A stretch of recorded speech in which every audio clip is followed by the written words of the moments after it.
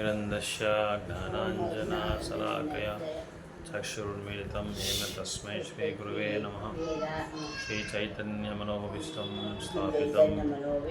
स्थापितं येन भूतले स्वयं रूप कदा मह्यं ददाति स्वपदान्तिकं। जय श्री कृष्ण चैतन्य प्रभु नित्यानंद श्री अद्वैत गदाधर श्रीवासादि गौरभक्तवृंद। हरे कृष्ण हरे हरे हरे राम हरे राम हरे हरे।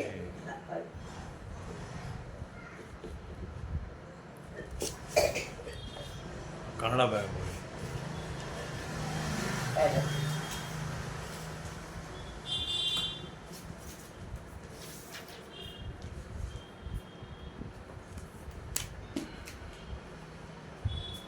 ಕೃಷ್ಣನ ಇದು ನನ್ನ ಸಂದೇಹ, ಅದನ್ನು ಸಂಪೂರ್ಣವಾಗಿ ಹೋಗಲಾಡಿಸಬೇಕೆಂದು ನಿನ್ನನ್ನು ಬಿಡುತ್ತೇನೆ. ನಿನ್ನನ್ನು ಬಿಟ್ಟರೆ ಈ ಸಂದೇಶವನ್ನು ಹೋಗಲಾಡಿಸಬಲ್ಲವರು ಯಾರೂ ಇಲ್ಲ. ಸೊ ಅರ್ಜುನಿಗೆ ಸಂದೇಹಗಳು ಬಂದ ತಕ್ಷಣ ಏನು ಮಾಡ್ತಾರೆ ಅಂದರೆ ಕೃಷ್ಣನ ಹತ್ರ ಹೇಳ್ತಾ ಇದ್ದಾರೆ, ನನಗೆ ಕೆಲವು ಸಂದೇಹಗಳೆಲ್ಲ ಇದೆ, ಸಂಶಯಗಳೆಲ್ಲ ಇದೆ. ಆ ಸಂಶಯಗಳನ್ನ ಹೋಗಲಾಡಿಸ್ಬೇಕು ಅಂತ ಹೇಳಿದ್ರೆ ನಿಮ್ಮ ಕೈಯಲ್ಲಿ ಮಾತ್ರ ಸಾಧ್ಯ, ಬೇರೆ ಯಾರ ಕೈಯಲ್ಲಿ ಸಾಧ್ಯ ಇಲ್ಲ. ಈ ಸಂದೇಹಗಳನ್ನ ಬೇರೆಯವ್ರ ಹತ್ರ ನಾನು ಕೇಳಿ ತಿಳ್ಕೊಳ್ಳೋಷ್ಟು ನಿಪುಣರು ಯಾರೂ ಇಲ್ಲ. ಅದಕ್ಕೆ ನೀವು ಚಾತುರ್ಯವಾದವರು ನೀವೇ, ಅದಕ್ಕೆ ಬೇರೆ ಯಾರಿಗೂ ಅದು ಆ ಸಂದೇಹನ ಹೋಗ್ಲಾಡ್ಸೋಕ್ಕಾಗಲ್ಲ ಅಂತ ಅರ್ಜುನ ಬಂದು ಕೃಷ್ಣನ ಹೇಳ್ತಾ ಇದ್ದಾರೆ. ಅಂದರೆ ನಾವೇನು ಅರ್ಥ ಮಾಡ್ಕೊಬೇಕು ಅಂದರೆ, ಭೌತಿಕ ಪ್ರಪಂಚದಲ್ಲಿ ನಮಗೇನಾದರೂ ಸಂದೇಹಗಳು ಬಂದರೆ, ಯಾವುದೇ ಪ್ರಪಂಚದಲ್ಲಿ ನಮಗೇನೋ ಸಂದೇಹ ಬಂದರೆ, ಪ್ರಾಮಾಣಿಕ ಇಲ್ಲದೆ ಒಂದು ವ್ಯಕ್ತಿ ಹತ್ರ ಹೋದರೆ ನಮಗೇನಾಗುತ್ತೆ ಅಂದರೆ, ಅವರು ಅದಕ್ಕೆ ನಮ್ಮ ಸಂದೇಹಗಳಿಗೆ ಅವ್ರಿಗೆ ಸರಿಯಾಗಿ ಉತ್ತರ ಕೊಡೋಕ್ಕೆ ಅವ್ರಿಗೆ ಬರಲ್ಲ. ಉತ್ತರ ಕೊಡೋಷ್ಟು ಇದು ಅವ್ರಿಗೆ ಚಟುವಟಿಕೆ, ಚಮತ್ಕಾರ ಮತ್ತು ಅರ್ಹತೆಯೂ ಇರಲ್ಲ ಅವ್ರಿಗೆ, ಅಷ್ಟೊಂದು ತಿಳುವಳಿಕೆನೂ ಇರಲ್ಲ ಅವ್ರಿಗೆ. ಅದು ಯಾರ ಹತ್ರ ತಿಳುವಳಿಕೆ ಇರುತ್ತೆ ಅಂದರೆ ಕೃಷ್ಣನ ಭಕ್ತರ ಹತ್ರ ಮಾತ್ರ ಇರುತ್ತೆ ಅಂತ ಹೇಳ್ತಾ ಇದ್ದಾರೆ. ಕೃಷ್ಣ ಶುದ್ಧ ಭಕ್ತರು, ಇವ್ರು ಮಾತ್ರನೇ ಆ ತಿಳುವಳಿಕೆ ಅವ್ರಿಗೆ ಕೊಡೋಕ್ಕಾಗೋದು, ಆ ಸಂದೇಹನ ತೀರ್ಸೋಕ್ಕಾಗೋದು. ಅದನ್ನು ಇಲ್ಲಿ ಹೇಳ್ತಾ ಇದ್ದಾರೆ. ಯಾಕೆಂದರೆ ಕೃಷ್ಣ ಸರ್ವವ್ಯಾಪಿ ಮತ್ತು ಭೂತ ಭವಿಷ್ಯತ್ ವರ್ತಮಾನ ಕಾಲದ ಎಲ್ಲ ವಿಷಯಗಳ ಬಗ್ಗೆನೂ ಹೇಳುವಷ್ಟು ದಿವ್ಯವಾದ ಪುರುಷ ಯಾರು? ಭಗವಂತ ಕೃಷ್ಣ.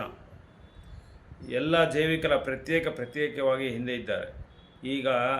ಇದ್ದಾರೆ ಮತ್ತು ಐಹಿಕ ಸಿಕ್ಕಿನಿಂದ ಬಿಡುಗಡೆಯಾದ ಮೇಲು ಭವಿಷ್ಯದಲ್ಲಿಯೂ ಅವರಿಗೆ ಪ್ರತ್ಯೇಕ ವ್ಯಕ್ತಿಗತ್ವ ಇರುತ್ತದೆ. ಸೊ ಅವರು ಹಿಂದೆ ಏನು ನಡೆದಿದೆ, ಹೀಗೇನು ನಡೀತಾ ಇದೆ, ಇನ್ಮೇಲೆ ನಡೆಯೋದು ಏನು ಅಂತ ಎಲ್ಲ ಭಗವಂತನಿಗೆ ಗೊತ್ತು. ಅದ್ರ ಬಗ್ಗೆ ಅದಕ್ಕೆ ಇದು ಈ ತ್ರಿಕಾಲದ ಭವಿಷ್ಯತ್ತುಗಳನ್ನ, ತ್ರಿಕಾಲದ ಸಂದೇಶಗಳನ್ನ ಯಾರು ಒಬ್ಬರು ಕೊಡೋದಕ್ಕೆ ಅರ್ಹರಾಗಿರ್ತಾರೋ ಅವ್ರಿಗೆ ಮಾತ್ರ ಸಂದೇಹಗಳನ್ನ ತೀರಿಸುವಷ್ಟು ಚಟುವಟಿಕೆ ಇರುತ್ತೆ, ಉತ್ತರ ಕೊಡೋಷ್ಟು ಅವ್ರಿಗೆ ಚಾತುರ್ಯ ಇರುತ್ತೆ. ಈಗ ಅರ್ಜುನನನ್ನು ವಿಫಲವಾದ ಯೋಗಿಯು ಭವಿಷ್ಯವನ್ನು ತಿಳಿಸಲು ಬಯಸುತ್ತಾನೆ. ಅರ್ಜುನ ಇಲ್ಲಿ ಏನು ಹಿಂದೆ ನಾವು ನೋಡಿದ್ರೆ ಕೆಲದ ಶ್ಲೋಕದಲ್ಲಿ ಒಬ್ಬ ಯೋಗಿ ಬಂದು ಈ ಆಧ್ಯಾತ್ಮಿಕ ನೆಲೆಯಿಂದ ತಾನು ಯಶಸ್ವಿ ಆಗದೆ, ಅದನ್ನು ಮುಂದುವರಿಯೋಕ್ಕಾಗದೆ ಅವನು ನಿರತರಾಗಿ ಇರುವಾಗ ಏನು ಮಾಡ್ತಾನೆ, ಅವನ ಪೊಸಿಷನ್ ಏನಿರುತ್ತೆ, ಅವನ ಸ್ಟೆಪ್ಸ್ ಏನಾಗಿರುತ್ತೆ, ಅವನ ಜೀವನ ಯಾವ ಥರ ಇರುತ್ತೆ ಅಂತ ಕೇಳ್ತಾ ಇದ್ದಾರೆ ಅರ್ಜುನ. ಅದು ಅರ್ಜುನ್ಗೆ ಅರ್ಥ ಆಗಿಲ್ಲ. ಸಪೋಸ್ ಭಕ್ತಿ ಸೇವೆ ಮಾಡ್ತಾ ಇರ್ತಾರೆ, ಏನೋ ಒಂದು ಕಾರಣದಿಂದ ಏನಾಗುತ್ತೆ, ಇಲ್ಲ ಹುಷಾರಿಲ್ಲೋ, ಇಲ್ಲ ಮನೆಯಲ್ಲಿ ಏನಾದರೂ ತೊಂದರೆ ಇರ್ಬೋದು, ಯಾವುದೋ ಒಂದು ತೊಂದರೆಯಿಂದ ಏನು ಮಾಡ್ತಾರೆ, ಭಕ್ತಿ ಸೇವೆ ನಿಲ್ಲಿಸ್ಬಿಡ್ತಾರೆ. ಅಂಥ ಒಂದು ವ್ಯಕ್ತಿಯ ಭವಿಷ್ಯತ್ ಏನಾಗಿರುತ್ತೆ ಅಂತ ಅರ್ಜುನ ಕೇಳ್ತಾ ಇದ್ದಾರೆ. ಅದಕ್ಕೆ ಅಂಥ ಪ್ರಶ್ನೆಗಳಿಗೆ ಅಥವಾ ಅಂಥ ಸಂಶಯಗಳಿಗೆ ಉತ್ತರ ಕೊಡೋರು ನೀವೇ, ಬೇರೆ ಯಾರ ಕೈಲಿ ಉತ್ತರ ಕೊಡೋಕ್ಕಾಗಲ್ಲ ಅಂತ ಕೃಷ್ಣನ್ಗೆ ಹೇಳ್ತಾರೆ. ಅರ್ಜುನ ಹೇಳ್ತಾರೆ ಅದು ಕೃಷ್ಣನ್ಗೆ. ಐಹಿಕ ಪ್ರಕೃತಿಗೆ ಖಂಡಿತವಾಗಿಯೂ ಆಧೀನದಲ್ಲಿರುವ ಮಹಾ ಋಷಿಗಳು ಮತ್ತು ತತ್ವಜ್ಞಾನಿಗಳು ಎನಿಸಿಕೊಂಡವರು ಕೃಷ್ಣನಿಗೆ ಸಮಾನವಾಗಲಾರರು. ಯಾರಂದರೆ ಮಹಾಋಷಿಗಳು ಮಹಾಋಷಿಗಳು ದೊಡ್ಡ ದೊಡ್ಡ ತತ್ವಜ್ಞಾನಿಗಳು. ನಾರದ ಅಲ್ಲ, ಮಹಾಋಷಿಗಳು ಅಂದರೆ ಎಲ್ಲ ದೊಡ್ಡ ದೊಡ್ಡವರು ವೇದ ಪಂಡಿತಗಳು ಓದಿರೋರು. ಮಹಾತ್ಮರು ಅಂತ ಇಲ್ಲಿ ಹೇಳಿಲ್ಲ, ಮಹಾಋಷಿಗಳು ಅಂತ ಹೇಳೋರು.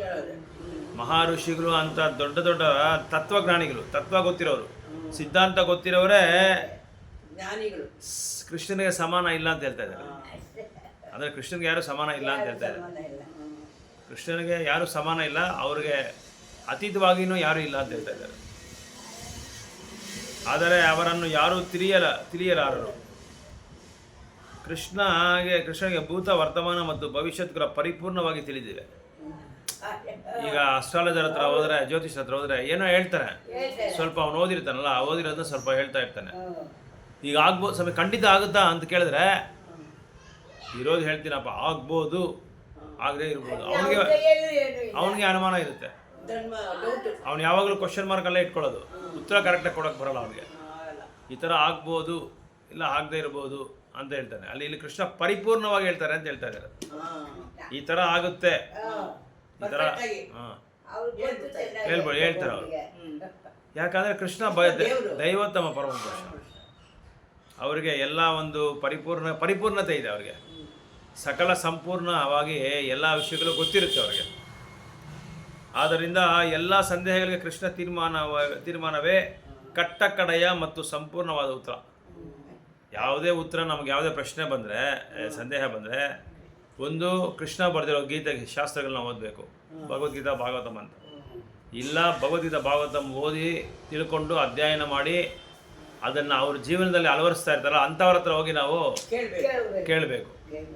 ಯಾಕಂದರೆ ಕೃಷ್ಣ ಏನು ಹೇಳ್ತಾನೋ ಅದೇ ಫೈನಲ್, ಅದೇ ಆಕ್ರಿ. ಮತ್ತೆ ಇನ್ನೊಬ್ಬರ ಹತ್ರ ಹೋಗಿ ಕೇಳೋಣ, ಅವ್ರ ಹತ್ರ ಕೇಳೋಣ ಅಂದರೆ ಅದು ತಪ್ಪು ಅಂತ ಹೇಳ್ತಾರೆ. ಕೃಷ್ಣ ಏನು ಹೇಳ್ತಾರೋ ಅದೇ ಸರಿಯಾದ ಉತ್ತರ. ಅದು ಬಿಟ್ಟು ಬೇರೆ ಯಾರ ಕೈಯಲ್ಲಿ ಏನು ಉತ್ತರ ಕೊಡೋಕ್ಕಾಗಲ್ಲ, ಉತ್ತರ ಕೊಡೋಕ್ಕೆ ಬರಲ್ಲ ಯಾರಿಗೂ. ಸೊ ಕೃಷ್ಣ ಭಕ್ತರು ಮಾತ್ರ ಯಾವುದು ಏನು ಅಂತ ತಿಳಿಬರುತ್ತೆ, ಬೇರೆ ಯಾರಿಗೂ ಗೊತ್ತಾಗಲ್ಲಂತೆ. ಕೃಷ್ಣ ಭಕ್ತರಿಗೆ ಮಾತ್ರ ಇದೆಲ್ಲ ತಿಳಿಯುತ್ತಂತೆ. ಯಾಕಂದರೆ ಅವ್ರು ಕೃಷ್ಣನ ಬಗ್ಗೆ ಗೊತ್ತು ಅವ್ರಿಗೆ. ಕೃಷ್ಣನ ಬಗ್ಗೆ ಅವ್ರಿಗೆ ಅರ್ಥ ಮಾಡ್ಕೊಂಡಿದ್ದಾರೆ, ಕೃಷ್ಣನ ಲೀಲೆಗಳ ಬಗ್ಗೆ ಅರ್ಥ ಮಾಡ್ಕೊಂಡಿದ್ದಾರೆ, ಕೃಷ್ಣನ ನಾಮವನ್ನು ಅವ್ರು ಜಪ ಮಾಡ್ತಾರೆ, ಕೃಷ್ಣನ ಬಗ್ಗೆ ಜೀವನ ಅರ್ಪಣೆ ಮಾಡಿರ್ತಾರೆ. ಅದಕ್ಕೆ ಕೃಷ್ಣ ತತ್ವವನ್ನು ಚೆನ್ನಾಗಿ ಓದಿರ್ತಾರೆ, ಅವರು ಅರ್ಥ ಚೆನ್ನಾಗಿ ಅದನ್ನು ಅಧ್ಯಯನ ಮಾಡ್ಕೊಂಡಿರ್ತಾರೆ. ಅದಕ್ಕೆ ಅವ್ರಿಗೆ ಮಾತ್ರನೇ ಇಂಥ ಅರ್ಜುನಿಗೆ ಬಂದಿರೋ ಸಂದೇಹಗಳನ್ನ ಹೋಗ್ಲಾಡ್ಸೋದಕ್ಕೆ ಉತ್ತರ ಕೊಡೋಕ್ಕೆ ಗೊತ್ತು ಅವ್ರಿಗೆ. ಬೇರೆ ಯಾರ ಕೈಯಲ್ಲಿ ಉತ್ತರ ಕೊಡೋಕ್ಕಾಗಲ್ಲ ಅಂತ ಹೇಳ್ತಾ ಇದೆ. ಅದರ ಏನು ಅರ್ಥ ಅಂದರೆ, ಈ ಶ್ಲೋಕದಲ್ಲಿ ನಿಮಗೇನಾದರೂ ಸಂದೇಹಗಳು ಬಂದರೆ ನೀವು ಭಗವದ್ಗೀತಾ ಓದಬೇಕು, ಇಲ್ಲ ಭಾಗವತಮ್ ಓದಬೇಕು, ಇಲ್ಲ ಶಾಸ್ತ್ರಗಳು ಓದಬೇಕು. ಭಗವಂತ ಬರೆದಿರೋ ಒಂದೊಂದು ಶಾಸ್ತ್ರಗಳು ನೀವು ಓದಬೇಕು. ಇಲ್ಲ ಅದು ಅಧ್ಯಯನ ಮಾಡಿ ಇರ್ತಾರಲ್ಲ ನನ್ನ ಭಕ್ತರು, ಅವ್ರ ಹತ್ರ ನೀವು ಕೇಳಿ ತಿಳ್ಕೊಳ್ಳಿ ಅಂತ ಹೇಳ್ತಾ ಇದ್ದಾರೆ.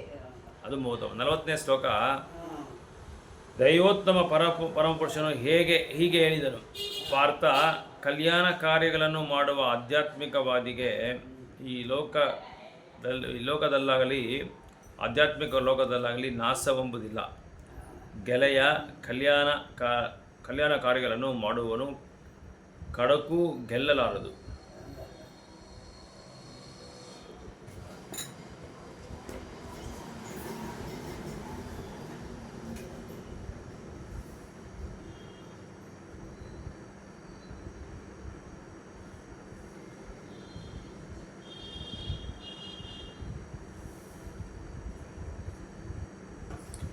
ಸೊ ಇಲ್ಲಿ ಹೇಳ್ತಾವನೆ, ಆಧ್ಯಾತ್ಮಿಕವಾದ ಚಿಂತನೆಯಲ್ಲಿ ಇರೋನು, ಆಧ್ಯಾತ್ಮಿಕವಾದ ಅಭ್ಯಾಸನೆ ಶಿಕ್ಷಣೆ ಮಾಡೋನು ಈ ಲೋಕದಲ್ಲಾಗಲಿ ಭೌತಿಕ ಪ್ರಪಂಚದಾಗಲಿ ಆಧ್ಯಾತ್ಮಿಕ ಪ್ರಪಂಚದಲ್ಲಿ ನಾಶ ಆಗಲ್ಲ ಅಂತ ಹೇಳ್ತಾ ಇದ್ದಾರೆ.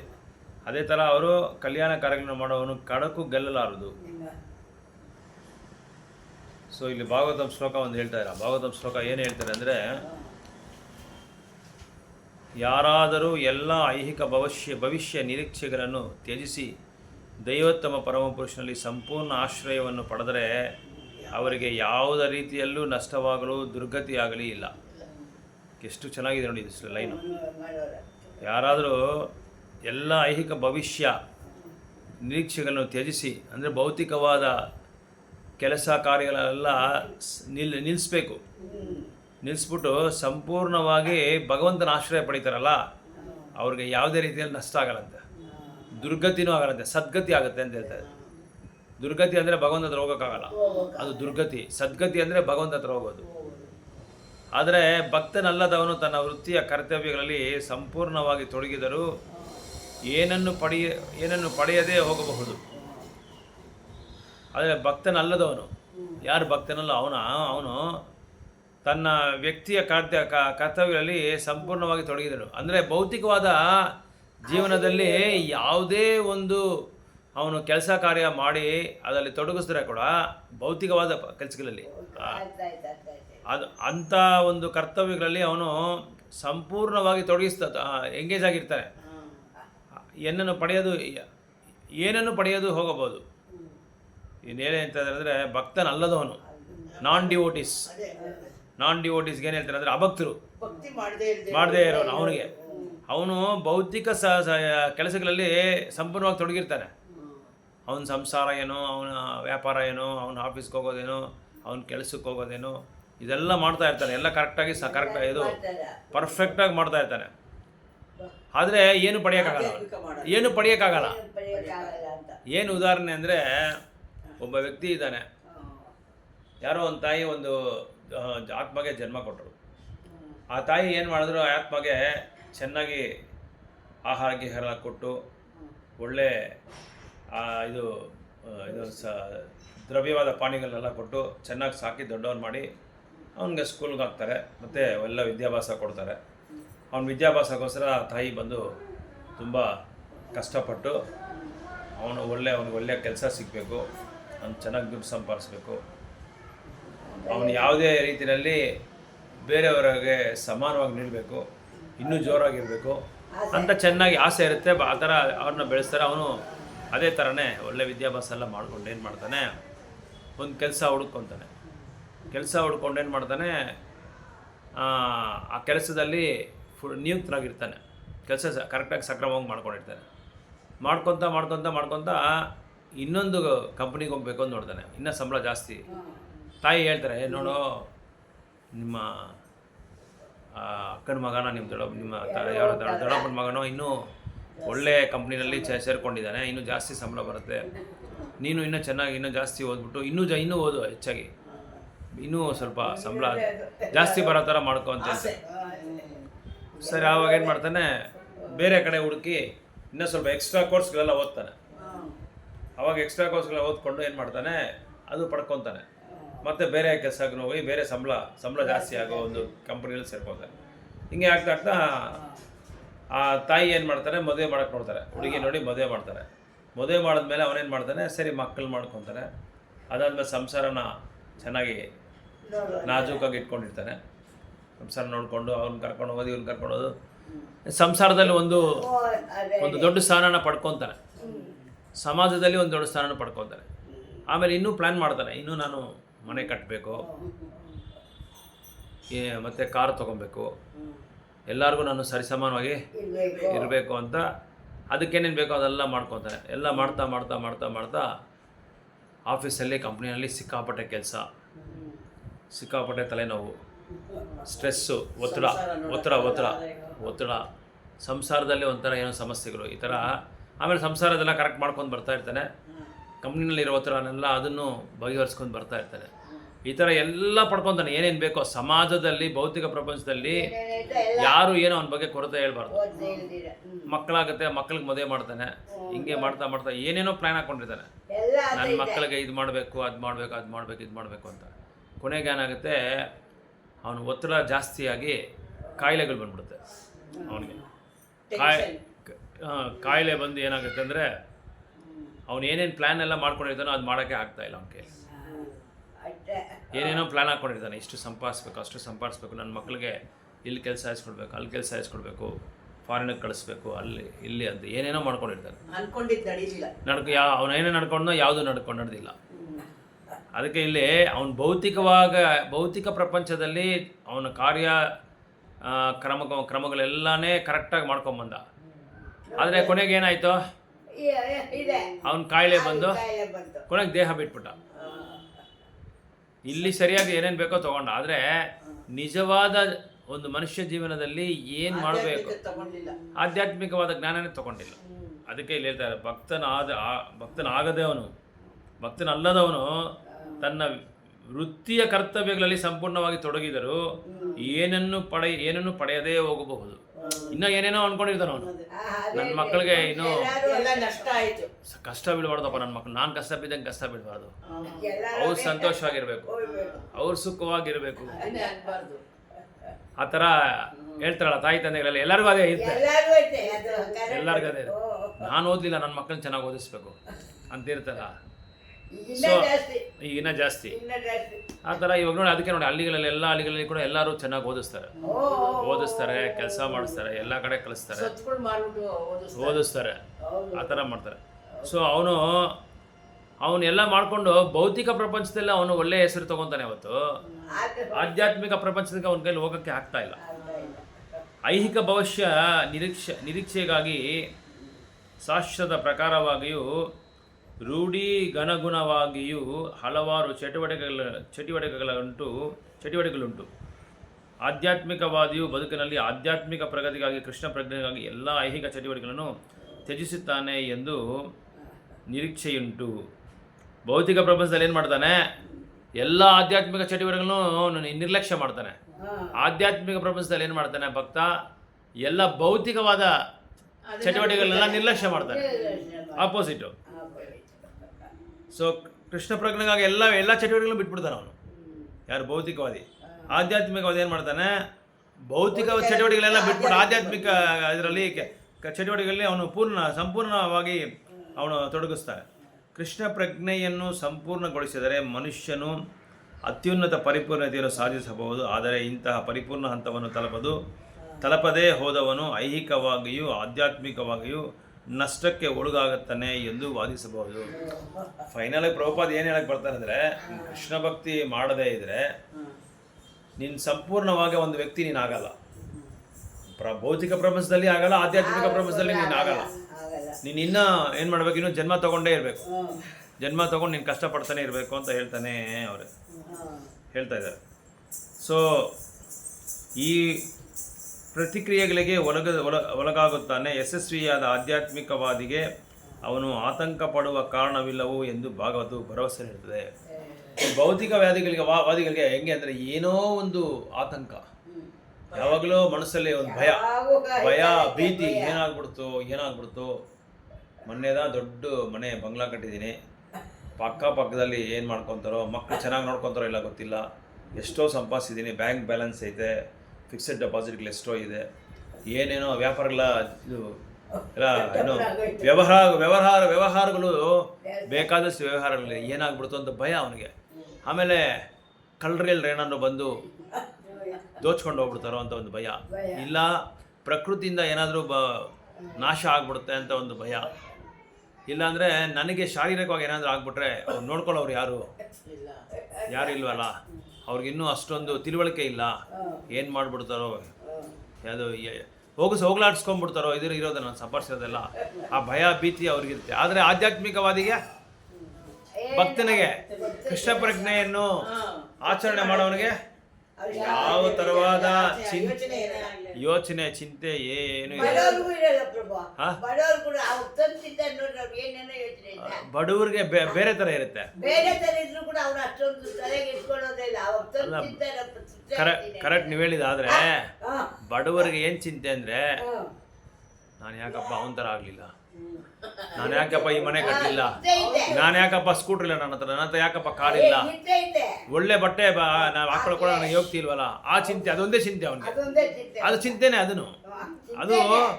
ಅದು ಆಧ್ಯಾತ್ಮಿಕವಾದ ಚಿಂತನೆ ಇರಬೇಕು, ಭೌತಿಕವಾದ ಚಿಂತನೆ ಇರಬಾರ್ದು. ಅವನು ಹಿಂಗಿದ್ದಾನೆ ಅಂದರೆ ಅದು ನಿನ್ನ ಕರ್ಮ, ಅದು ನನ್ನ ಕರ್ಮ.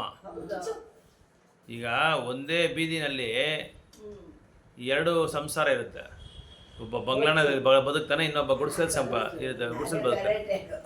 ಅವನಿಗೆ ಚಿನ್ನದ ತಟ್ಟೆಯಲ್ಲಿ ಊಟ ಬಡಿಸ್ತಾ ಇರ್ತಾರೆ, ಇವನು ಎಲೆ ಕೂಡ ಇರಲ್ಲ ಅವನಿಗೆ, ಪಾಪ ತಿನ್ನೋ ಕೂಡ ಎಲೆ ಇರಲ್ಲ, ಯಾರಾದರೂ ಏನೋ ಕೊಟ್ಟರೆ ತಿಂತಾನೆ. ಯಾಕೆ ಅಂದರೆ ನೀನು ಮಾಡಿದ ಕರ್ಮ, ಅದು ಅವನು ಮಾಡಿದ ಕರ್ಮ. ಇವರಿಬ್ಬರಿಗಿಂತ ಇನ್ನೂ ಅತೀತವಾದವನು ಏನು ಮಾಡ್ತಾನೆ, ಸದಾ ಭಗವಂತನ ಭಕ್ತಿ ಸೇವೆಯಲ್ಲಿ ಮಂದಿರದಲ್ಲಿ ಸೇವೆ ಮಾಡ್ತಾ ಇರ್ತಾನೆ. ಭಗವಂತರಿಗೆ ಸೇವೆ ಮಾಡ್ಕೊಂಡಿರ್ತಾನೆ. ಅವ್ನಿಗೆ ಯಾವ ಚಿಂತೆನೂ ಇರಲ್ಲ. ಕನ್ನಡದಲ್ಲಿ ಒಂದು ಗಾದೆ ಹೇಳ್ತಾರೆ, ಚಿಂತೆ ಇಲ್ಲದೆ ಒಂದು ಸಂತೆನಲ್ಲಿ ಮಲ್ಕೊಳ್ತಾನೆ ಅಂತ. ಒಂದು ಗಾದೆ ಇದೆ. ಅದು ಸಂತೆನಲ್ಲಿ ಮಲ್ಕೊಂಡಿರೋನಿಗೆ ಅವ್ರವ್ರ ವ್ಯವಹಾರಗಳು ಮಾಡ್ಕೊಂಡೇ ಇರ್ತಾರೆ. ಅಷ್ಟು ಕೊಡ್ತೀಯಾ, ಇಷ್ಟು ಕೊಡ್ತೀಯಾ, ಇದೆಷ್ಟಪ್ಪ, ಈ ಮೂಟೆ ಎಷ್ಟು, ಅದು ತರಕಾರಿ ಎಷ್ಟು, ಈ ಬೆಲೆ ಎಷ್ಟು, ಆ ಬೆಲೆ ಎಷ್ಟು ಎಲ್ಲ ಮಾತಾಡ್ಕೊಂಡು ತಲೆ ಕೆಡಿಸ್ಕೊಂಡಿರ್ತಾರೆ. ಅವನು ತಲೆ ಇದು ಕೆಡೆ ಹಿಂಗೆ ಹಾಕ್ಬಿಟ್ಟು ಆರಾಮಾಗಿ ಮಲ್ಕೊಂಡಿರ್ತಾನೆ. ಅವನಿಗೆ ಯಾವ ಚಿಂತೆನೂ ಇಲ್ಲ. ಆ ಥರ ಆಧ್ಯಾತ್ಮಿಕವಾದ ಭಕ್ತರುಗಳಿಗೆ ಚಿಂತೆ ಅನ್ನೋದೇ ಇಲ್ಲ. ಯಾಕೆ ಚಿಂತೆ ಇಲ್ಲ ಅಂದರೆ ಏನು ಆಸೆ ಇಲ್ಲ. ಆಸೆ ಇದ್ರೆ ಏನಾಗುತ್ತೆ, ಆಸೆ ಪಡಿದೇ ಇದ್ರೋ ಒಂದು ಸಮಯದಲ್ಲಿ ನಮಗೆ ಕ್ರೋಧ ಬರುತ್ತೆ. ಕಾಮ ಕ್ರೋಧ, ಆಸೆ ಯಾವಾಗ ನಮಗೆ ನೆರವೇರಿಲ್ವೋ ಕ್ರೋಧ ಜಾಸ್ತಿ ಆಗುತ್ತೆ. ಕ್ರೋಧ ಜಾಸ್ತಿ ಆಗುವಾಗ ಏನಾಗುತ್ತೆ, ಮುಂದೆ ಆ ಬುದ್ಧಿ ಇದೆಯಲ್ಲ, ನಮ್ಮ ಬುದ್ಧಿ ಏನಾಗ್ಬಿಡುತ್ತೆ, ಬುದ್ಧಿ ಹಾಳಾಗ್ಬಿಡುತ್ತೆ.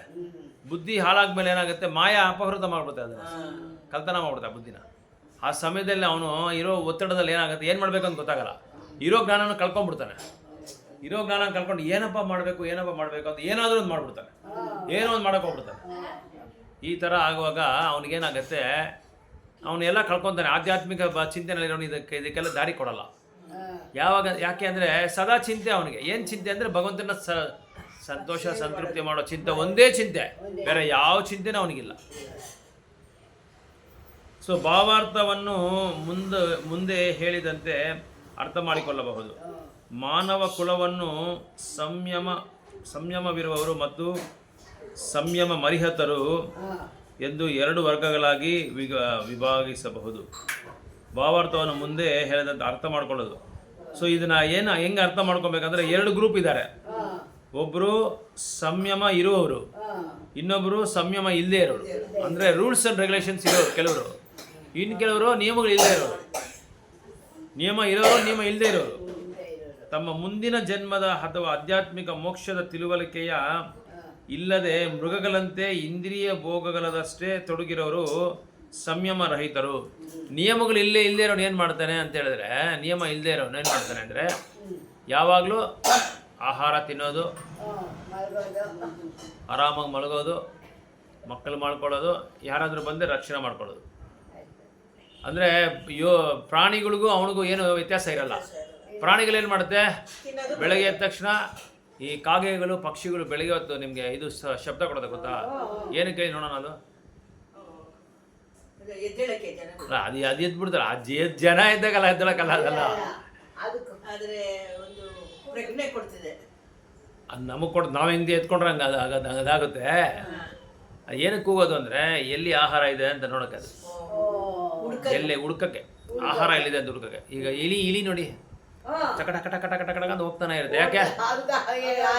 ಆಹಾರ ಬೇಕು,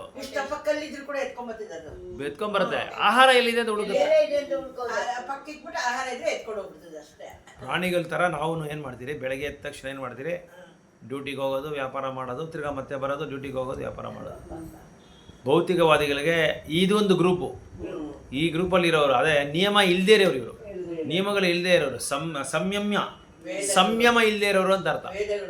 ಗೊತ್ತಿಲ್ಲ ಅವ್ರಿಗೆ. ಅವ್ರೇನು ಮಾಡ್ತಾರೆ, ಆಹಾರ ನಿದ್ರೆ ಭಯಮೈತ್ರು ಅಂಶ. ಆಹಾರ ತಿನ್ನೋದು, ನಿದ್ದೆ ಮಾಡೋದು, ಮಕ್ಕಳು ಮಾಡ್ಕೊಳ್ಳೋದು, ರಕ್ಷಣೆ ತಗೊಳ್ಳೋದು, ಮತ್ತೆ ಏನು ಮಾಡೋದು, ಮತ್ತೆ ಅದೇ ಡೈಲಿ ಅದೇ ಮಾಡ್ತಾ ಇರ್ತಾರೆ. ಆದರೆ ಸಂಯಮ ಇರೋರು ಏನು ಮಾಡ್ತಾರೆ, ಸಂಯಮ ರಹಿತರ ವಿಭಾಗಕ್ಕೆ ಸೇರಿದರು. ಶಾಸ್ತ್ರಗಳ ವಿಧಿಸಿದ ಕರ್ತವ್ಯಗಳನ್ನು ಅನುಸರಿಸುವರು ಸಂಯಮಶೀಲರ ವಿಭಾಗಕ್ಕೆ ಸೇರುತ್ತಾರೆ. ಶಾಸ್ತ್ರಗಳನ್ನ ಆಚರಣೆ ಮಾಡ್ತಾರಲ್ಲ, ಅವರು ಈ ಭಾಗಕ್ಕೆ ಸೇರ್ತಾರೆ, ಈ ಗುಂಪಿಗೆ ಸೇರ್ತಾರೆ. ಯಾವ ಗುಂಪಿಗೆ? ಸಂಯಮ ಇರೋ ಗುಂಪಿಗೆ, ನಿಯಮಗಳು ಇರೋ ಗುಂಪಿಗೆ ಅವ್ರು ಸೇರ್ತಾರೆ ಅಂತ ಅರ್ಥ. ಸೊ ನಾಗರಿಕರಾಗಲಿ ಅನಾಗರಿಕರಾಗಲಿ, ವಿದ್ಯಾವಂತರಾಗಲಿ ಅವಿದ್ಯಾವಂತರಾಗಲಿ, ಬಲಶಾಲಿಯಾಗಲಿ ದುರ್ಬಲರಾಗಲಿ, ಸಂಯಮ ರಹಿತ ವಿಭಾಗದವರು ಪ್ರಸುಪ್ತ ವ್ಯಕ್ತಿಗಳಿಂದ ತುಂಬಿ ಹೋಗಿರ್ತಾರೆ. ಸೊ ವಿದ್ಯಾವಂತರಾಗಿರ್ಬೋದು, ಅವಿದ್ಯಾವಂತರಾಗಿರ್ಬೋದು, ಬಲಶಾಲಿ ಆಗಿರ್ಬಾರ್ದು, ಬಲಶಾಲಿ ಇಲ್ಲದೆ ಇರ್ಬೋದು, ಮತ್ತು ನಾಗರಿಕತೆ ಆಗಿರ್ಬೋದು, ಅನಾಗರಿಕತೆಯವರಾಗಿರ್ಬೋದು. ಇವರೆಲ್ಲ ಸಂಯಮ ರಹಿತರ ವಿಭಾಗದವರು ಪಶು ಪ್ರವೃತ್ತಿಗಳಿಂದ ತುಂಬಿ ಹೋಗಿದ್ದಾರೆ. ಅಂದರೆ ಇವರಿಗೆಲ್ಲ ಏನಾಗುತ್ತೆ, ಪಕ್ಷಿಗಳು ಅದು ಮೃಗಗಳ ಅವರ ಥರ ಇವ್ರೇನು ಮಾಡ್ತಾರೆ ಅಂದರೆ ಅಂಥ ಒಂದು ಚೈತನ್ಯ ತುಂಬೋಗಿರುತ್ತೆ ಇವರಿಗೆ ಅಂತ ಹೇಳ್ತಾರೆ. ಅವರ ಚಟುವಟಿಕೆಗಳು ಎಂದೂ ಕಲ್ಯಾಣಕರಣವಾಗಿರವಲ್ಲ.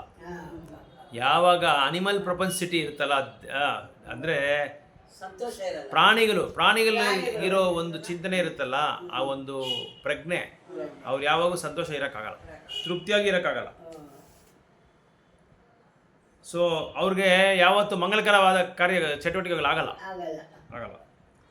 ಯಾಕಂದರೆ ಅವ್ರಿಗೆ ಪಶು ಜೀವ, ಪಶುಗಳು ಯಾವ ಥರ ಇರುತ್ತೆ ಅದೇ ಜೀವಗಳೇ ಅವ್ರಿಗೆ, ಅದೇ ಪ್ರವೃತ್ತಿ ಇರುತ್ತೆ. ಆ ಪ್ರವೃತ್ತಿ ಇರೋದ್ರಿಂದ ಅವ್ರಿಗೆ ಯಾವತ್ತು ಮಂಗಳಕರವಾದ ಒಂದು ಕೆಲಸಗಳು ನಡೆಯಲ್ಲ. ಸೊ ಈ ಆಶ್ರಿತವು ಯಾವಾಗಲೂ ದುಃಖಮಯವಾಗಿರ್ತದೆ. ಈಗ ಸದ್ಯಕ್ಕೆ ಸಂತೋಷವಾಗಿರ್ಬೋದು, ಇವತ್ತೇನು ಗುರುವಾರನ ಶುಕ್ರವಾರ ಸಂತೋಷವಾಗಿರುತ್ತೆ, ಸಾಯಂಕಾಲ ಏನಾಗುತ್ತೋ ಗೊತ್ತಿಲ್ಲ, ರಾತ್ರಿ ಏನಾಗೋದು ಗೊತ್ತಿಲ್ಲ, ನಾಳೆ ಯಾವುದು ಬರೋದು ಏನಾಗುತ್ತೋ ಗೊತ್ತಿಲ್ಲ. ಸೊ ಇವತ್ತು ಇಷ್ಟು ದಿನ ಚೆನ್ನಾಗೇ ಇದ್ರೆ, ಕೊರೋನಾ ಬಂತು, ಕೋವಿಡ್ ಬಂತು, ಕೆಲವರೆಲ್ಲ ಹೊರಟೋದ್ರು, ಕೆಲವರು ಉಳ್ಕೊಂಡಿದ್ದಾರೆ, ಆರಾಮಾಗಿ ಸಂತೋಷವಾಗಿದ್ರೆ. ಮೊನ್ನೆ ಏನಾಯಿತು, ಒಂದು ಫೆಬ್ರವರಿಯಿಂದ ಏನಾಯಿತು, ಯುದ್ಧ ಇಲ್ಲ ಅದು ಸುಮ್ಮನೆ ಅದು. ತಿರ್ಗಾ ಫೆಬ್ರವರಿ ಬಂತು 26, ಯುದ್ಧ ಸ್ಟಾರ್ಟ್ ಆಯಿತು. ಗ್ಯಾಸಿಗೆ ಪ್ರಾಬ್ಲಮ್ ಬಂತು, ಪೆಟ್ರೋಲ್ ತೊಂದರೆ ಬಂತು, ಡೀಸೆಲ್ ತೊಂದರೆ ಬಂತು, ಹೋಟೆಲ್ಗಳೆಲ್ಲ ಮುಚ್ಚಿದೆ, ಗ್ಯಾಸ್ ಆಫೀಸ್ಗಳೆಲ್ಲ ತುಂಬೋಗ್ಬಿಟ್ಟಿದ್ದಾರೆ. ಅಲ್ಲೆಲ್ಲ ಅದು ಅವತ್ತು ಬಾ ಇವತ್ತು ಬಾ ಅಂತ ಹೇಳ್ತಾ ಇದ್ದಾರೆ, ಏನೇನೋ ಹೇಳ್ತಾ ಇದ್ದಾರೆ. ಇಲ್ಲಿ ಈಗ ನಮ್ಮ ಭಾರತ ದೇಶ ಸುಮ್ಮನೆ ಇದೆ, ನಮ್ಮನ್ನು ಯುದ್ಧಕ್ಕೆ ಎಳಿತಾ ಇದ್ದಾರೆ ಯಾವುದೋ ಒಂದು ಕಾರಣದಿಂದ. ಯಾಕಂದರೆ ನಮಗೆ ಸಪ್ಲೈ ಮಾಡೋರನ್ನ, ನಮ್ಗೆ ಯಾರು ಸರಬರಾಜು ಮಾಡ್ತಾರೋ ಅವನಿಗೆ ಇನ್ನೊಬ್ಬನಿಗೆ ಅವನೇನು ಮಾಡ್ತಾನೆ, ಅವನ್ನ ಇನ್ನೊಬ್ಬನು ಇದು ಮಾಡ್ತಾ ಇದ್ದಾನೆ, ಅವನ ಸುಮ್ಮನೆ ಇದು ಅಲ್ಲ, ಇದಕ್ಕೆ ಏನದು ಸುಮ್ಮನೆ ಜಗಳಕ್ಕೆ ಕರೀತಾ ಇದ್ದಾನೆ ಅವನು. ಈ ಥರ ಭೌತಿಕವಾದಿಗಳಿಗೆ ಏನೋ ಒಂದು ತೊಂದರೆ ಇದ್ದೇ ಇರುತ್ತೆ, ಸಂತೋಷವಾಗಿರೋಕ್ಕಾಗಲ್ಲ ಅವನು. ಆದರೆ ಇವಾಗ ನೋಡಿ, ದೇವಸ್ಥಾನದಲ್ಲಿ ಆಧ್ಯಾತ್ಮಿಕದಲ್ಲಿ ಭಕ್ತರು ಏನು ಮಾಡ್ತಾರೆ, ಯಾವಾಗಲೂ ಇದು ಬರುತ್ತೆ ಅಂತ ಗೊತ್ತು ಅವರಿಗೆ. ಯುದ್ಧ ಬರುತ್ತೆ ಅಂತ ಗೊತ್ತು, ಬರಗಾಲ ಬರುತ್ತೆ ಅಂತ ಗೊತ್ತು, ಆಮೇಲೆ ಮತ್ತು ಪ್ರಕೃತಿಯಿಂದ ನಮ್ಗೆ ಏನೋ ಒಂದು ತೊಂದರೆ ಕೊಡ್ತಾರೆ ಅಂತ ಚೆನ್ನಾಗಿ ಗೊತ್ತು. ಅದರಿಂದ ಅವನೇನು ಮಾಡ್ತಾನೆ, ಅದ್ರಿಗೆ ಆಕರ್ಷಣೆ ಆಗಲ್ಲ, ಅದ್ರಿಗೆ ಪ್ರಭಾವ ಆಗಲ್ಲ ಅವನು. ಯಾಕಂದರೆ ಅವನಿಗೆ ಇದೆಲ್ಲ ಚೆನ್ನಾಗಿ ಗೊತ್ತು, ಓದಿದ್ದಾನೆ, ಶಾಸ್ತ್ರದಲ್ಲಿ ಓದಿದ್ದಾನೆ, ಮಾಡ್ತಾನೆ ಅವನು. ಅದ್ರ ಬಗ್ಗೆ ಯಾಕೆ ಚಿಂತೆ ಬೇರೆ ಅಂದರೆ ಅವನ ಚಿಂತೆ ಬೇರೆ, ಅವನು ಸದಾ ಕಲ್ಯಾಣ ಚಿಂತೆದಲ್ಲಿ ಇರ್ತಾನೆ, ಭಗವಂತನ ಚಿಂತೆದಲ್ಲಿ ಇರೋದ್ರಿಂದ ಅವನಿಗೆ ಇದ್ರ ಬಗ್ಗೆ ಯಾವುದು ತೊಂದರೆನೇ ಅವ್ನು ತೊಗೊಳಕ್ಕೆ ಹೋಗಲ್ಲ. ಅದರ ಭಗವಂತ ಏನು ಮಾಡ್ತಾನೆ, ಅಂಥವ್ರಿಗೆ ನಿವಾರಣೆ ಮಾಡ್ತಾನೆ. ಕಷ್ಟಗಳು ಬರುತ್ತೆ, ಅವನಿಗೂ ಬರಗಾಲ ಬರುತ್ತೆ, ಅವನಿಗೂ ಎಲ್ಲ ಕಷ್ಟ ಇರುತ್ತೆ, ಚಿಂತೆ ಇರುತ್ತೆ, ಆದರೆ ಏನು ಮಾಡ್ತಾನೆ, ಅದನ್ನು ಜ್ಞಾಪಕನೇ ಕೊಡಲ್ಲ ಅವನು ಭಗವಂತ. ಅಂಥವ್ರಿಗೆ ಜ್ಞಾಪಕನೇ ಮಾಡಲ್ಲ, ಸದಾ ಅವ್ರ ಚಿಂತೆ ಕೊಟ್ಬಿಡ್ತಾನೆ. ನನ್ನ ಚಿಂತೆನಲ್ಲಿ ನೀನಿದ್ರೆ ನಿನಗೆ ಯಾವಾಗಲೂ ಸುಖವಾಗಿ ಸಂತೋಷವಾಗಿರ್ತೀಯ ನೀನು. ಕಲ್ಯಾಣಕರ ಮಾರ್ಗದಲ್ಲಿ ನಡೆಯುವವರನ್ನು 3 ವರ್ಗಗಳಾಗಿ ವಿಧಿಸಬಹುದು. ಸೊ ಕಲ್ಯಾಣ ಅಂದರೆ ಆಧ್ಯಾತ್ಮಿಕವಾದ, ಇದು ಮಂಗಳಕರವಾದ ಮಾರ್ಗದಲ್ಲಿ ಹೋಗೋವರು 3 ಗುಂಪಿದ್ದಾರೆ, 3 ವರ್ಗಗಳಿದ್ದಾರೆ. ಒಂದು ವರ್ಗ ಶಾಸ್ತ್ರದ ನಿಯಮ ನಿಬಂಧನೆಗಳನ್ನು ಅನುಸರಿಸಿ ಐಹಿಕ ಅಭ್ಯುದಯವನ್ನು ಸವಿಯಿರ್ತಾರೆ. ಕೆಲವರು ಏನು ಮಾಡ್ತಾರೆ, ನಾನು ಶಾಸ್ತ್ರಗಳನ್ನು ಸರಿಯಾಗಿ ಆಚರಣೆ ಮಾಡ್ತೀನಪ್ಪ, ನಮ್ಮ ತಂದೆಗೆ ತಿಥಿ ಕಾರ್ಯಗಳನ್ನ ಕರೆಕ್ಟಾಗಿ ಮಾಡ್ಬಿಡ್ತೀನಪ್ಪ, ತಿಂಗಳು ಮಾಡ್ಬಿಡ್ತೀನಿ, ವರ್ಷ ಮಾಡ್ಬಿಡ್ತೀನಿ, ಹಬ್ಬ ಕಾರ್ಯಗಳು ಮಾಡ್ಬಿಡ್ತೀನಿ ನಾನು. ಆಮೇಲೆ ಮತ್ತೆ ಅದೇ ಏನಂದರೆ, ಈ ಶಾಸ್ತ್ರಗಳು ಏನೇನಿದೆಯೋ ಅದನ್ನೆಲ್ಲ ಕರೆಕ್ಟಾಗಿ ಫಾಲೋ ಮಾಡ್ತಾನೆ. ಏನು ಫಾಲೋ ಮಾಡ್ತಾನೆ ಅಂದರೆ, ಈ ಹಬ್ಬ ಮತ್ತು ಸಂಸ್ಕಾರಗಳು ಮತ್ತು ತಿಥಿಗಳು ಇದೆಲ್ಲ ಅವ್ನು ಕರೆಕ್ಟಾಗಿ ಮಾಡ್ಕೊಂಡೇ ಬರ್ತಾ ಇರ್ತಾನೆ. ಆದರೆ ಭಕ್ತಿ ಸೇವೆ ಚಿಂತನೆಯಲ್ಲಿ ಇರಲ್ಲ, ಅದರಲ್ಲಿ ಸ್ವಲ್ಪನೂ ಇರಲ್ಲ. ಇವನು ಈ ಒಂದು ವರ್ಗದಲ್ಲಿ ಬರ್ತಾನೆ. ಇನ್ನೊಬ್ಬ ಏನು ಮಾಡ್ತಾನೆ, ಐಹಿಕ ಅಸ್ತಿತ್ವದಿಂದ ಪರಮ ಮುಕ್ತಿಯನ್ನು ಪಡೆಯಲು ಪ್ರಯತ್ನಿಸಿರುವವರು. ಐಹಿಕ ಅಸ್ತಿತ್ವದಿಂದ ಪರಮ ಮುಕ್ತಿಯನ್ನು ಇನ್ನೂ ಒಂದು ಗುಂಪು ಏನಂದರೆ, ಈ ಭೌತಿಕವಾದ ಶಕ್ತಿಯಿಂದ ಏನು ಮಾಡ್ತಾನೆ, ಮುಕ್ತಿಯನ್ನು ಪಡೆಯೋದಕ್ಕೆ ಪ್ರಯತ್ನ ಪಡ್ತಾನೆ ಅವನು. ಮೂರನೇವನು ಏನು ಮಾಡ್ತಾನೆ, ಕೃಷ್ಣ ಪ್ರಜ್ಞೆಯಲ್ಲಿ ಭಕ್ತರಾದವರು ಪ್ರಾಪಂಚಿಕ ಸುಖಕ್ಕಾಗಿ ಶಾಸ್ತ್ರಗಳ ನಿಯಮ ನಿಬಂಧನೆಗಳನ್ನು ಅನುಸರಿಸುವವರನ್ನು ಇನ್ನೂ 2 ವರ್ಗಗಳಾಗಿ ವಿಭಜಿಸವಾಗಿದೆ. ಸೊ ಕೃಷ್ಣ ಪ್ರಜ್ಞೆಯಲ್ಲಿರೋರು 2 ಬಗೆ ಇದ್ದಾರೆ. ಕರ್ಮ ಫಲಾಪೇಕ್ಷ ಮತ್ತು ಇಂದ್ರಿಯ ತೃಪ್ತಿಗಾಗಿ ಫಲವನ್ನು ಬಯಸಿದವರು. ಇಂದ್ರಿಯ ತೃಪ್ತಿಗಾಗಿ ಫಲವನ್ನು ಅಪೇಕ್ಷಿಸಿದವರು ಇನ್ನೂ ಉನ್ನತವಾದ ಜೀವನ ಮಟ್ಟಕ್ಕೆ ಏರಬಹುದು. ಅದರಲ್ಲಿ ಕೆಲವು 2 ವಿಧ ಇದೆ. ಕೆಲವರು ಏನು ಮಾಡ್ತಾರೆ, ಏನೋ ಯಾವ ಕರ್ಮ ಮಾಡಿದ್ರು, ಯಾವ ಕೆಲಸ ಮಾಡಿದ್ರು ಫಲ ಎದುರು ನೋಡ್ತಾರೆ. ನನಗೇನು ಬರುತ್ತೆ ಇದರಲ್ಲಿ, ನನಗೇನು ಸಿಗುತ್ತೆ ಅಂತ ಅವರು. ಈಗ ನಾನು ಭಗವದ್ಗೀತಾ ನಿಮಗೆ ಇದು ಪ್ರಚಾರ ಮಾಡ್ತಾಯಿದ್ದೀನಿ, ನನಗೇನಪ್ಪ ಸಿಗುತ್ತೆ, ಏನು ದುಡ್ಡು ಬರುತ್ತೆ, ಎಲ್ಲಿ ದುಡ್ಡು ಹಣ ಬರುತ್ತೆ, ಎಲ್ಲಿ ನನಗೆ ಆದಾಯ ಇದೆ ಅಂತ ನೋಡೋರು ಒಬ್ಬರು. ಅವರೊಂದು ವರ್ಗ. ಇನ್ನು ವರ್ಗ ಇಂದ್ರಿಯ ತೃಪ್ತಿಗಾಗಿ ಫಲವನ್ನು ಅಪೇಕ್ಷಿಸೋರು. ಅವ್ರ ಇಂದ್ರಿಯಗಳನ್ನ ತೃಪ್ತಿ ಮಾಡ್ಕೊಳ್ಳೋದಕ್ಕೋಸ್ಕರ ಕೆಲಸ ಕಾರ್ಯಗಳನ್ನ ಮಾಡ್ತಾರೆ ಅವರು. ಸೊ ಇನ್ನೂ ಉನ್ನತವಾದ ಜೀವನ ಮಟ್ಟಕ್ಕೆ ಏರಬಹುದು, ಉನ್ನತ ಲೋಕಗಳಿಗೆ ಏರಬಹುದು. ಇಂಥವ್ರೆಲ್ಲ ಏನಾಗುತ್ತೆ ಅಂದರೆ ಈ ಮೇಲೆಗೆ ಹೋಗ್ತಾರೆ, ಅಂದರೆ ಕೆಳಗಡೆ ಲೋಕಗಳಿಂದ ಮೇಲೆಗೆ ಹೋಗ್ತಾರೆ, ಪ್ರಮೋಷನ್ ಸಿಗುತ್ತೆ. ಈಗ ನರಕ ಲೋಕ ಯಾವುದೋ ಕೆಳಗಡೆ ಇರೋ ಲೋಕದಲ್ಲಿ 7 ಲೋಕ ಕೆಳಗಡೆ ಇದೆ, 7 ಲೋಕ ಮೇಲೆ ಇದೆ. ಆ ಕೆಳಗಡೆ ಲೋಕದಿಂದ ಮೇಲೆ ಹೋಗ್ತಾರೆ, ಸ್ವರ್ಗಲೋಕಕ್ಕೆ ಹೋಗ್ತಾರೆ, ಇದು ಏನು ಋಷಿಮುನಿಗಳಿರೋ ಲೋಕಕ್ಕೆ ಹೋಗ್ತಾರೆ, ಇಂಥ ಲೋಕಕ್ಕೆ ಹೋಗ್ತಾರೆ, ಬ್ರಹ್ಮಲೋಕಕ್ಕೆ ಹೋಗ್ತಾರೆ, ಈ ಥರ ಇಂಥವರು. ಆದರೆ ಮುಕ್ತಿಗುಯ್ಯುವ ಚಟುವಟಿಕೆಗಳನ್ನು ಮಾತ್ರವೇ ಕಲ್ಯಾಣಕರ ಚಟುವಟಿಕೆಗಳು. ಕಡೆಗೆ ಆತ್ಮಸಾಕ್ಷಾತ್ಕಾರವ ಅಥವಾ ಬದುಕಿನ ಐಹಿಕ ಶಾರೀರಿಕ ಪರಿಕಲ್ಪನೆಯಿಂದ ಬಿಡುಗಡೆ ಪಡೆಯುವುದು ಗುರಿಯಾಗಿಲ್ಲದೆ ಯಾವುದೇ ಚಟುವಟಿಕೆಯು ಮಂಗಲಕರವಲ್ಲ. ಅಂದರೆ ಕೃಷ್ಣ ಭಕ್ತಿ ಮಾಡೋದೇ ಮಂಗಳಕರವಾದ ಒಂದು ಕಾರ್ಯ. ಬೇರೆ ನೀನು ಮೇಲೆ ಲೋಕಕ್ಕೆ ಹೋಗ್ತೀನಿ, ಕೆಳಗೆ ಲೋಕಕ್ಕೆ ಹೋಗ್ತೀನಿ, ಅದೆಲ್ಲ ಸಂಪೂರ್ಣವಾದ ಒಂದು ಚಟುವಟಿಕೆ ಅಲ್ಲ. ನೀನು ಮೇಲೆ ಹೋಗಿ ಏನು ಮಾಡ್ತೀಯಾ? ಯಾರ್ಯಾರಿಗೆಲ್ಲ ನೀನು ಒಳ್ಳೇದು ಮಾಡಿದ್ಯಾ ಅವರು ನೀನು ಒಳ್ಳೇದು ಮಾಡ್ತಾರೆ, ಇಲ್ಲ ನೀನು ಅವ್ರಿಗೆ ಒಳ್ಳೇದು ಮಾಡಿದ್ಯಾ, ಮತ್ತೆ ವಾಪಸ್ ಬರ್ತೀಯ. ಕೆಳಗಡೆ ಹೋದರೆ ಪಾಪ ಕಾರ್ಯಗಳು ಮಾಡಿದ್ರೆ ಕೆಳಗಡೆ ಲೋಕಕ್ಕೆ ಹೋಗ್ತೀಯ, ನರಕ ಲೋಕಕ್ಕೆ ಹೋಗ್ತೀಯ. ಒಳ್ಳೆ ಕಾರ್ಯಗಳು ಮಾಡಿದ್ರೆ ಸ್ವರ್ಗ ಲೋಕಕ್ಕೆ ಹೋಗ್ತೀಯ, ಇಲ್ಲ ಸತ್ಯ ಲೋಕಕ್ಕೆ ಹೋಗ್ತೀಯ, ಇಲ್ಲ ಬೇರೆ ಲೋಕಕ್ಕೆ ಹೋಗ್ತೀಯ. ಎರಡೂ ಒಂದೇ. ಅಲ್ಲಿ ಪಾಪ ಕಾರ್ಯ ಮಾಡ್ತೀಯ, ಇಲ್ಲಿ ಪುಣ್ಯ ಕಾರ್ಯ ಮಾಡ್ತೀಯ, ಎಲ್ಲ ಮಾಡ್ಬಿಟ್ಟು ವಾಪಸ್ ಬರ್ತೀಯ ಅಷ್ಟೇ. ಸೊ ಕಠಿಣ ವೈರಾಗ್ಯದ ಪರಿಪೂರ್ಣ ಯೋಗಿ ಎಂದು ಕರೆಯಬಹುದು. ಕೃಷ್ಣ ಪ್ರಜ್ಞೆ ಮಾಡೋ ಕೆಲಸ ಮಾತ್ರ ಮಂಗಳಕರವಾದದ್ದು. ಪ್ರಭುಪಾದ ಅದೇ ಹೇಳೋದು, ನಿನಗೆ ಸಂತೋಷವಾಗಿ ಸುಖವಾಗಿ ನೀನು ಇರಬೇಕು, ಚಿಂತೆ ಇಲ್ದಿರ ನೀನು ಇರಬೇಕು ಅಂದರೆ ನೀನು ಕೃಷ್ಣ ಪ್ರಜ್ಞೆಯಲ್ಲಿ ಇರಬೇಕು, ಭಕ್ತನಾಗಿರಬೇಕು. ಏನು ಮಾಡ್ತಾನೆ, ಬೆಳಗ್ಗೆಯಿಂದ ರಾತ್ರಿವರೆಗೂ ಯಾವುದೋ ಒಂದು ಶಾಸ್ತ್ರಗಳು ಓದ್ತಾ ಇರ್ತಾನೆ, ಜಪ ಮಾಡ್ತಾ ಇರ್ತಾನೆ, ಪ್ರಚಾರ ಮಾಡ್ತಾ ಇರ್ತಾನೆ, ಯಾವುದೋ ಒಂದು ಕಾರ್ಯದಲ್ಲಿ ಅವನು ನಿರಕ್ತರಾಗಿರ್ತಾನೆ. ಸೊ ಅಷ್ಟಾಂಗ ಯೋಗ ಪದ್ಧತಿಯ ಗುರಿ ಕೃಷ್ಣ ಪ್ರಜ್ಞೆಯ ಅಂತಿಮ ಸಾಕ್ಷಾತ್ಕಾರ. ಅಂದರೆ ಅಷ್ಟಾಂಗ ಯೋಗ ಮಾಡೋದೇ ಅಂದರೆ ಕೃಷ್ಣ ಪ್ರಜ್ಞೆಯಲ್ಲಿ ಈಗ ನಾವು ಮಾಡಬೇಕಾದ್ರೆ ಅಷ್ಟಾಂಗ ಯೋಗ ನಾವು ಮಾಡೋಕ್ಕಾಗಲ್ಲ. ಆ 8 ವಿಧವಾದ ಪದ್ಧತಿಗಳನ್ನ ನಾವು ಮಾಡೋಕ್ಕಾಗಲ್ಲ. ಪದ್ಮಾಸನದಲ್ಲಿ ಕೂತ್ಕೊಬೇಕು, ಅದೆಲ್ಲ ಇದೆ, ಅದೆಲ್ಲ ನಾವು ಕೂತ್ಕೊಳ್ಳೋಕ್ಕಾಗಲ್ಲ, ಮಾಡೋಕ್ಕಾಗಲ್ಲ. ಅದು ಒಂದು ಪ್ರಾಕ್ಟಿಕಲ್ಲು ಅಲ್ಲ. ಅದಕ್ಕೆ ಭಗವಂತ ನಾಮಜಪ ಮಾಡೋದೇ ಉತ್ತಮವಾದ ಕೃಷ್ಣ ಭಕ್ತಿ ಅಂತ ಹೇಳ್ತಾರೆ. ಹೌದು, ಸಂಕೀರ್ತನ.